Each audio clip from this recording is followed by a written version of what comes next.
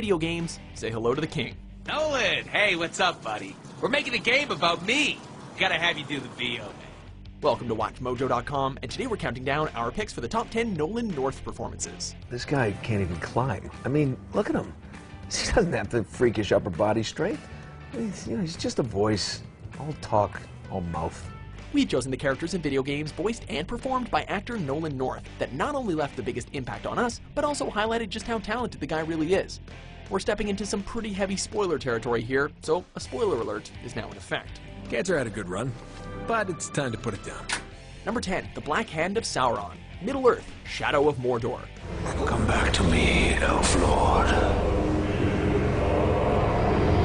They say playing the villain is way more fun than acting as the hero, in which case Nolan must have loved playing the leader of the Black Captains. The Dark Lord gave you a second chance to stand by his side. Now I give you no choice. We shall be sealed together in death. The nemesis to Troy Baker's